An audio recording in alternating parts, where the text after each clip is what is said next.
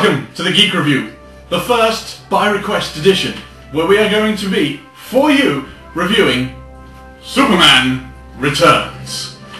You've asked for it, so here we are to do it. We have more notes than ever before. It's ridiculous the amount of notes we've been through this, and we've taken your issues on board and we're going to discuss it now.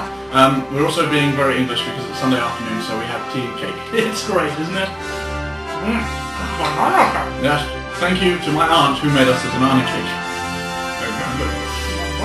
So, we're going to start off by saying Jor-El. Marlon Brando. So yes, we open up the film, and it's Marlon Brando, and he's doing the father becomes the son becomes the father line, and you're coming out over Krypton, and it looks amazing. And it's Donna's Krypton. It's Donna's Krypton, and then there's Krypton, and there's a big red sun behind it, and then there's not so much of a big red sun. When it implodes, it then goes, and you see the planet Krypton destroyed. At which point you get that wonderful, wonderful Superman music. And everything comes running back. Yeah. And it's exactly like a Donna startup, but just modernised. And oh my word, the first time we saw it, you know, I looked across at Steve looked across at me, we grinned like small school children, and there were just goose pimples all over my body. It was just amazing. It was. It really was. And when I went to see it in IMAX, if any of you got to see Superman Returns in IMAX, my brain nearly melted with glee. It was amazing. Unfortunately, Steve didn't get to see it at IMAX. I was busy. In Spain. Yeah. Yeah. I met Bryan Singer. I told Bryan Singer that Steve was in Spain, and Bryan Singer called Steve silly. I agree. I've been called silly by Bryan Singer. Not many people can say that. No. Although I did do the Zod line to Mike Doherty, who's one of the writers here. He was wearing a Zod t-shirt, and I went, "Can I do it?" And he went, "Yes." And I went, "Kneel before Zod, son of Jor-El!" And at first he looked slightly worried, and then he smiled and went, "That was good." And I met Brandon Routh and Kevin Spacey, and I'm going to stop name dropping now. Because he's name dropped enough. Because I am Luke Barnard, one of 6 UK superfans. A shout out to Dawn Jones, who's in London. She's also a fellow superfan. That's how we met, and we've been good geeky friends ever since. She is probably one of the biggest Superman film fans you will ever meet. So yes. So anyway, we go past the credits and we're zooming through space. We're zooming, and quite frankly, it looks fantastic. Amazing. It looks awesome. And then we get to Earth, and all through it, there's Steve and I in our seats in cinema going,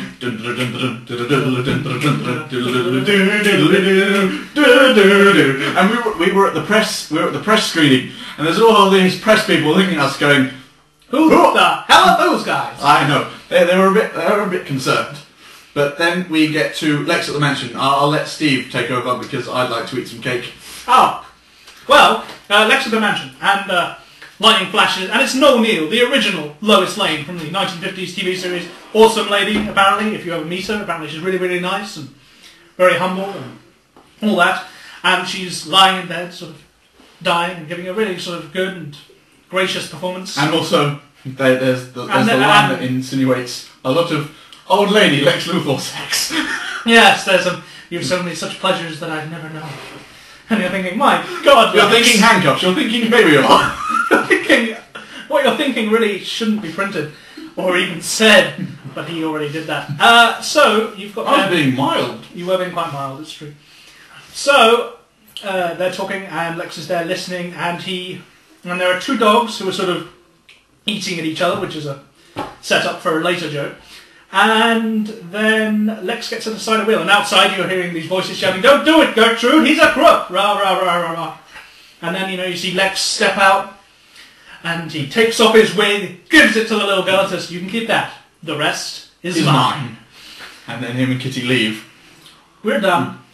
So we go to the Kent farm, where Martha is saying goodbye to Ben Hubbard, who, in the actual theatrical cut, we don't see that much, although he is in some of the deleted scenes, in that great scene where Clark asks Martha, "Are you 2 dating?" Which is very good. Yeah. It's very good. So, yes, anyway... better than Martha dating Lionel Luthor, anyway. Luthor. Sorry. Luthor. Lionel Luthor. But, anyway, enough smoggle.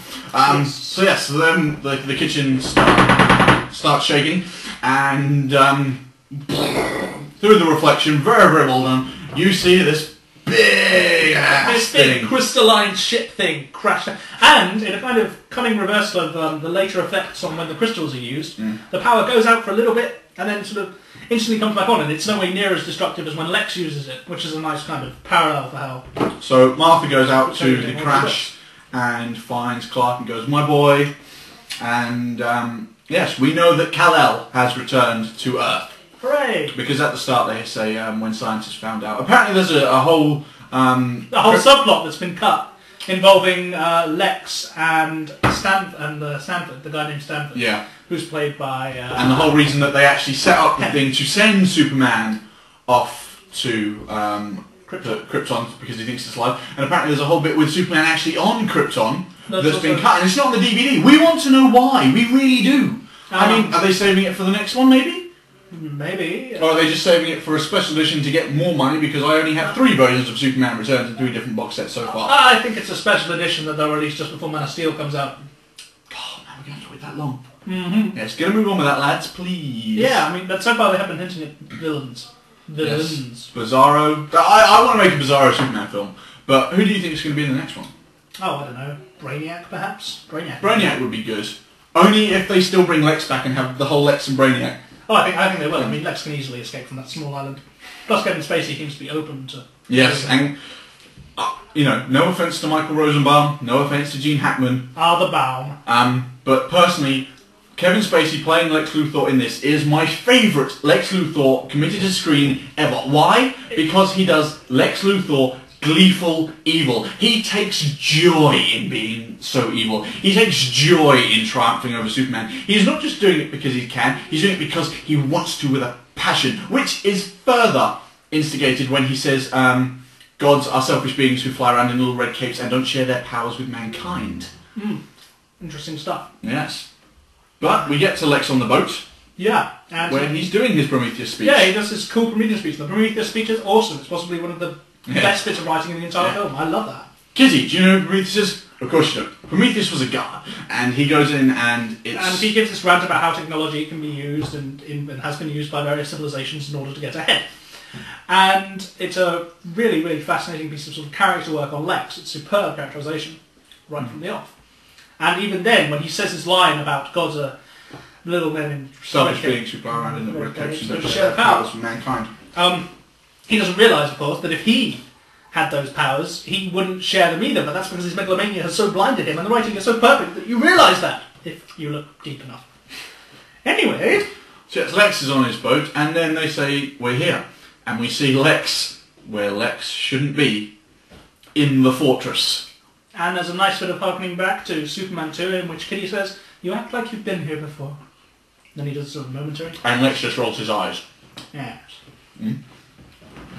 So, Jarrell pops up and says, "My son." And you go, "Wow, Marlon Brando." Ha-ha!